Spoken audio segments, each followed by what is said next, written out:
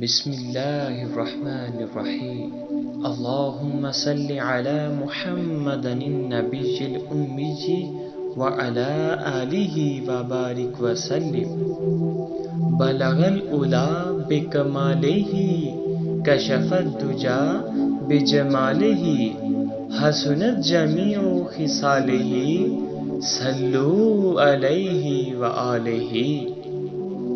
فرمان مصطفیٰ صلی اللہ علیہ وآلہ وسلم، مجھ پر کثرت سے درود پاک پر ہو، بے شک تمہارا مجھ پر درود پاک پڑھنا تمہارے گناہوں کے لیے مغفرت ہے، گناہ گاروں کی آزادی۔